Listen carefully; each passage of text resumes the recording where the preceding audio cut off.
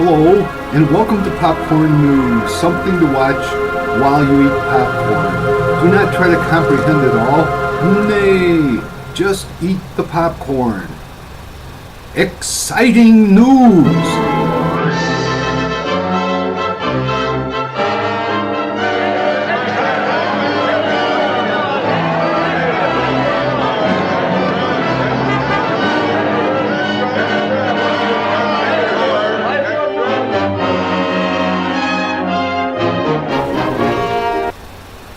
The Martians communicate information about life on their planet, but it causes problems. Annuities are canceled. Coal production is halted. The economy grinds to a standstill. And so the weeks of preparatory work are over. Communication with Mars is now a reality. Tonight has brought us the first real information about life on that distant planet. They were asked the average lifespan on Mars. Their answer, 300 Earth years.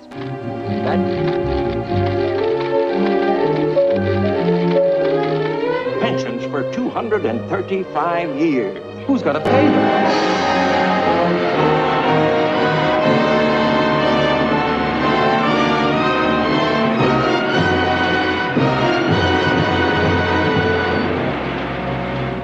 Martians have now announced that for the past 3 centuries, they haven't used coal, oil, electricity, any form of power on which we rely. Theirs has all been provided by cosmic energy, through which they have made hundreds of elements fissionable.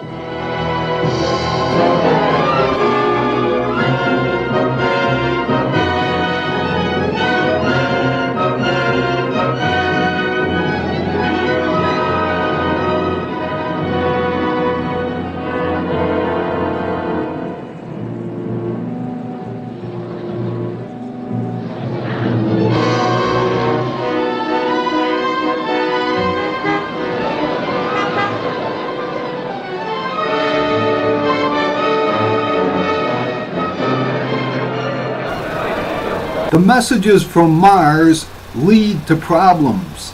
How much bad news can people take? Hi, Dad. You just in time for the news. I've had enough news for one day. Meanwhile, this morning, every American bank had long lines of depositors waiting to withdraw their funds. Owing to the difference in time, the latest bulletin from Mars had created its effect on Europe before we Americans had finished our breakfasts. In London, the Prime Minister called a special meeting of the Cabinet at number 10 Downing Street. But this did not prevent pandemonium on the London Stock Exchange. Father urged a policy of patience and of faith. Turn that blasted thing off. Just on another minute. Should the Mars transmissions be kept secret? A new message arrives. The president at last opts for transparency. Down, you're not serious. I've got to clamp the lid on this business. Stop these communications. Well, I suppose that lies within your power, Mr. President. You can declare a national emergency. I don't have to declare it. It's here. It's very hard of the transmitter. Now you see how important it is to stop your communication with this other planet. I see now why they can't be stopped. What do you mean? If Calder can pick up our messages, he can also pick up messages of his own. We may stop, but he won't. And then our national security really... Have you got another message? Yes, we've got one. Oh, may I, sir? I think he's entitled to that.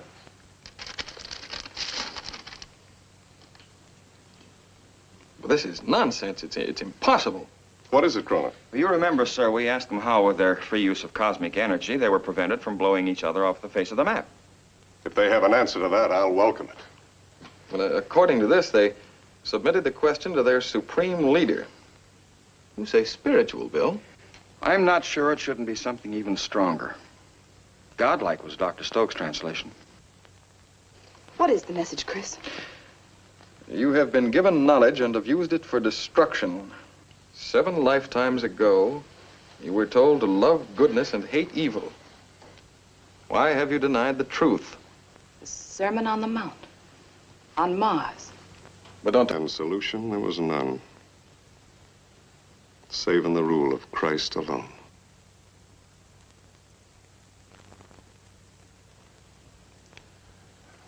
My father was very fond of Emerson.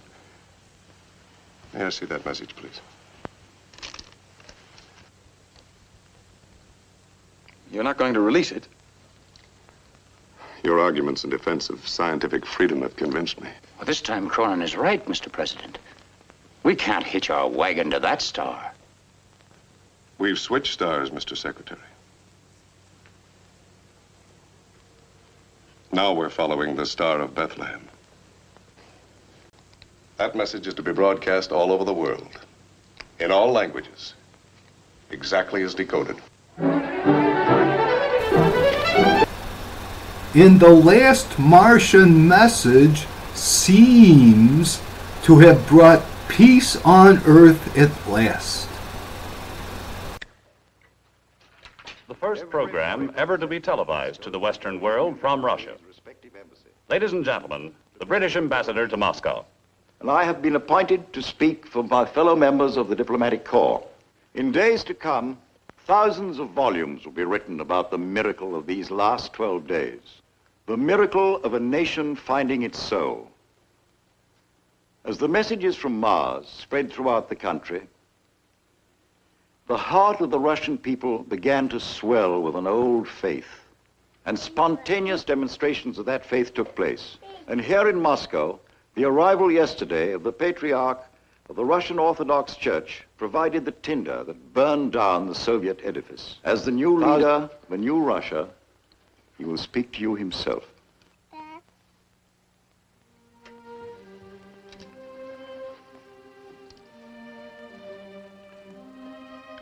This morning, our armies in occupation of other lands have been recalled to our own soil.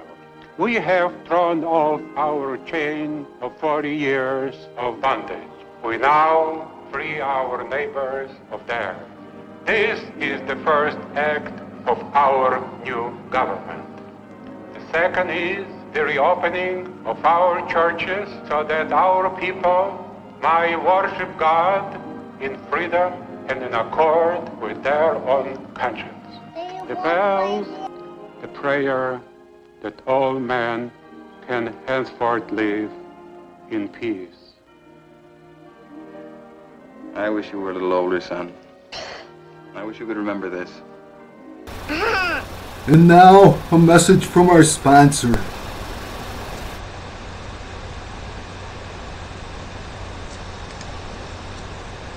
The President, though as uncomfortable as any of us, in having his alarm increased by the fears and scary apprehensions of Stanton, manifested much sympathy and consideration for me.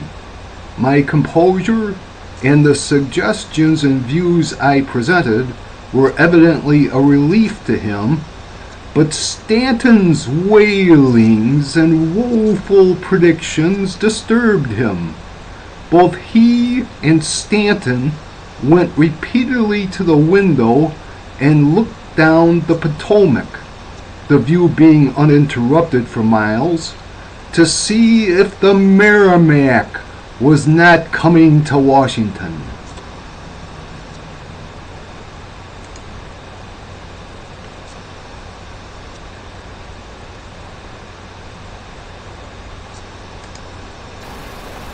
The Martian message had seemed to bring peace on Earth, but then a German scientist arrives and he rains on the parade.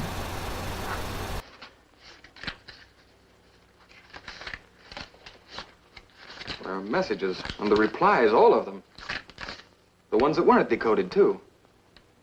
Then you did pick up Mars. No? I don't believe it. How slow you were in thinking up that pi formula. And the creation of a vocabulary. Huh. Aren't you grateful that I made it so easy for you? Ah. Here you were, the whole mobilized science of the world behind you. And there was I, alone, giving you answers. You sent the messages. The whole thing was a fraud. Paradise lost, Mrs. Cronin. Paradise lost. That's my present to the world. He's lying, Linda. Those messages were from Mars. They came from outside the atmosphere. You take me for an amateur, huh?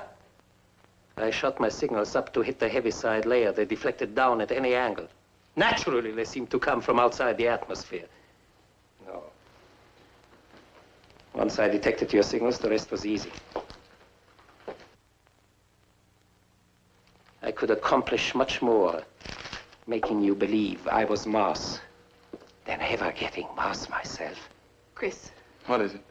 he did not send the religious messages. Of course I didn't. You know that. What do you mean? Here are his messages, the very first few as we received them. But when we asked how they've kept themselves from blowing each other to bits, his answer was, one tribe must hold the power. It had nothing to do with the Sermon on the Mount. It was the prophet talking to us. The prophet?